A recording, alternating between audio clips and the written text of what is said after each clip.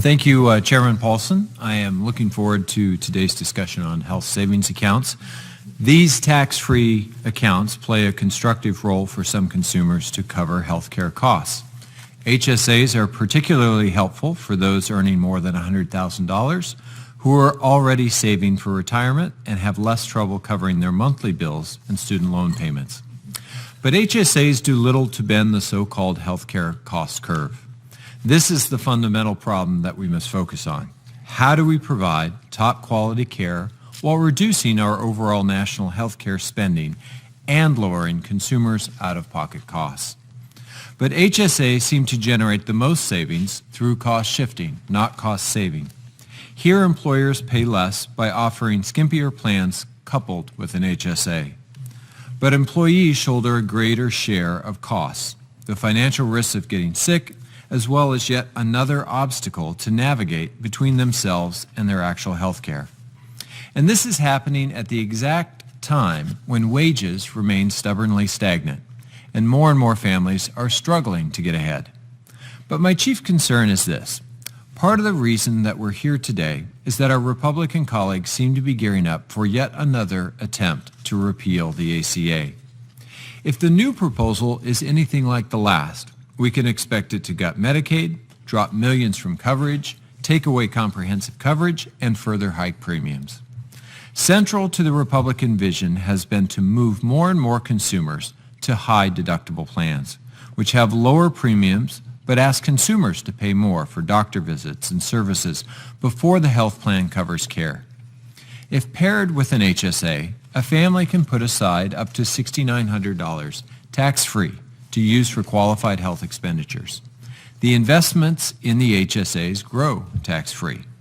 The thinking behind the HSAs is that if people put aside their money for their health care, they will spend it more wisely and, on average, spend less. They will have, as they say, skin in the game. The problem, though, is that without knowing what we're paying for and how much we're paying, without transparency, consumers simply do not have the tools that they need to make rational decisions about cost. And HSAs are unable to help with this problem. What we do know is that HSAs sometimes encourage people to forego needed care, which is the main way that they save money. If you need chemotherapy to treat your breast cancer, but you've underfunded your HSA and have a $2,700 deductible, what happens? If your child gets sick, will you take her to the doctor or keep her at home based on how much of your deductible you've paid down? If you or a loved one is grappling with an opioid addiction, a reality for far too many across the country and in New Mexico, will an HSA cover your treatment? Can someone battling addiction or managing a serious mental health issue make enough money to save into an HSA in the first place? These are important questions. No matter where you live, what you do for a living, or what party you belong to, these questions are at the heart of our health care conversation.